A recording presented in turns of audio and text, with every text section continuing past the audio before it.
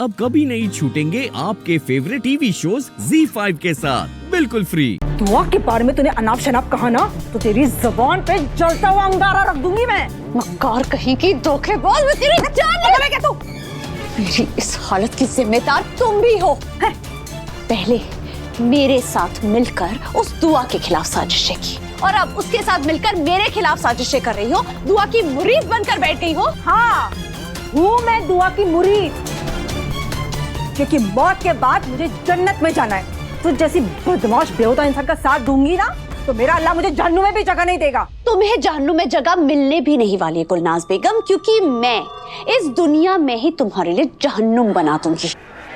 मुझे मेरी हर एक अधूरी तमन्ना की कसम गुलनाज बेगम, अगर मैंने तुम्हें खून के आंसू ना रुलाया ना तो मेरा नाम भी कसल नहीं। अरे तेरा नाम तो वैसे भी बदलने वाला है, तुझे कैदी नंबर 420 से पुकारा जाएगा। तो बहुत जल्द जेल जाने वाली है बेवकूफ। जिस तेजी से बातचीत की याददाश्त वापस आ रही है ना उसके बाद तो तेरा जेल जाना पक्का है। पर जेल जाके भी क्या फायदा? तू कौन सी अपनी साजिशें बंद करने वाली है? वहां पे भी जाके साजिशें करने वाली है तू। पर हाँ, एक बात कान खोल के सुन ले, तू जेल जाके ना अपनी मौत की दुआ जरूर करना, क्योंकि तू जैसे बेहुदा इंसान जब तक इस दुनिया में जिंदा है तब तक ये दुनिया किसी के जीने लायक नहीं है। मेरे रहते हुए ये दुनिया जीने लायक नहीं है। हाँ, नहीं है, नहीं है तो मत रहो। पागलों की अल्लाह मत चले। डरपोक कहेंगी, मुझसे मुकाबला कर रही थी। अरे ओ, वैसे बिना कजल तुझे जेल जाने की बात से नाराज नहीं होना चाहिए, उल्टा अच्छा लगना चाहिए, क्योंकि हैदर से तलाक मिलने के बाद तो वैसे भी तू सड़क पे आने वाली है, भूखी मरने वाली है। कम से कम जेल जाके तुझे मुफ्त का खाना तो मिलेगा। इसलिए कह रही हूँ जेल जाना अच्छा होगा तेरे लिए, तुझे अच्छा लगेगा, क्योंकि वैसे भी तुझे मुफ्त की रोटियां तोड़ने में तो बड़ा मजा आता है ना? कल जाओ बना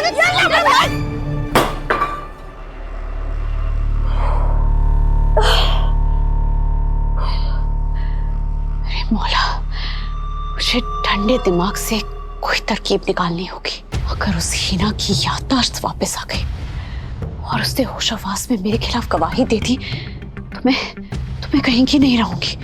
अगर इस रुसवाई से बचना है तो मुझे दुआ से पहले हैदर को औलाद देनी होगी, वरना मेरा वजूद खत्म हो जाएगा।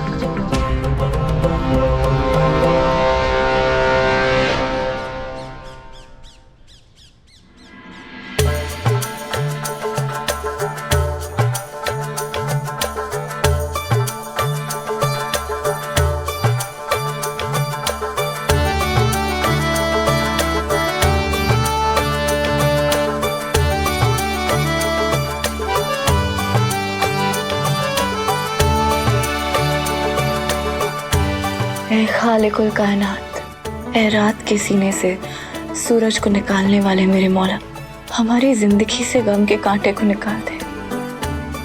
जिस तरह तूने तमाम सैयारों को एक कशिश से बांध के रखा है, ठीक उसी तरह मेरे खानदान के हर एक शख्स को मोहब्बत की डोर से बांध दे। आज कायनात और हफीज का निकाह है, उनकी जिंदगी के इस सफर को इतना खूबसूरत बना दे कि वो मंजिल की फिक्र ही छोड़ दे। रूहान को तरक्की अता फरमा, रूहान की अम्मी की गलतियों को माफी फरमा दे, नूर को अपने ख्वाब पूरे करने की हिम्मत दे मेरे मौला। वो अभी बहुत नादान है, उस बच्ची को जिंदगी की सच्चाई की कड़वाहट के जहर से हमेशा हमेशा के लिए दूर कर दे। मेरी अम्मी बीमार है, उनके जहन को कुव्वत दे मेरे मौला, जल्द से जल्द उनकी याददाश्त लौटा दे। अम्मी के सारे दुख मुझे अता कर दे, मगर उन्हें बहुत बेहतर कर दे।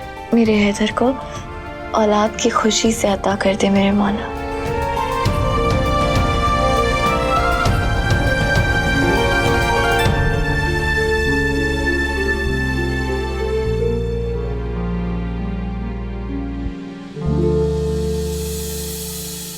हैदर आप इतनी सुबह? अपनी बीवी को इबादत करते हुए देख लिया तो सोचा कि क्यों ना मैं भी सजदा कर दूं। लेकिन एक बात मैं पूछना चाहता हूँ दुआ, तुमने सब कुछ तो मांग लिया खुदा से, लेकिन एक चीज बाकी रह गई। क्या बाकी रह गया हैदर? तुमने खुदा से अपनी सबसे बड़ी दुश्मन के लिए बद्दुआ नहीं मांगी। मुझे गजल के लिए बद्दुआ मांगनी भी नहीं है हैदर। मेरी तो दुआ है कि वो सारे बुरे काम छोड़ दे और जो उसने मेरे हक से छीना है वो वापस कर दे। आप जानते हैं मेरे अब्बू क्या कहा करते थे? वो कहते थे हम किसी के लिए बद्दुआ मांगे या ना मांगे, मगर इंसान को उसके किए की सजा यहीं मिलती है, इसी दुनिया में। सुभान अल्लाह, क्या हो तुम दुआ। मतलब गजल ने तुम्हारी सारी जिंदगी तहस नहस करके रख दी, फिर भी तुम उसके हक में बद्दुआ नहीं देना चाहती। शायद तुम ये भूल गए हो कि उसने तुम्हारे साथ किया क्या था। नहीं हैदर, मैं कुछ नहीं भूली हूँ, मगर फिलहाल मैं इस बात के लिए खुश हूँ कि मेरे खुदा ने मेरे ऊपर से बांझ होने का दाग हटा दिया है। मैं बस उसकी खुशी मनाना चाहती हूँ और खुदा को शुक्रिया अदा करना चाहती हूँ। मुझे गजल को बद्दुआ देने में अपना वक्त जाया नहीं करना है और मुझे मेरे मौला पे, मेरे खुदा पे पूरा यकीन है वो शैतान को उसके किए की सजा जरूर देंगे। तो फिर मैं क्यों परेशान हूँ कि अपना वक्त जाया करूँ? मैं तो इबादत करके सुकून से जीना चाहती हूँ और देखना वो अपनी साजिशें करते हुए जल रही होगी। बस अल्लाह ताला हमें उसकी साजिशों से महफूज रखे, यही दुआ है मेरी। आमीन सुम्मा आमीन।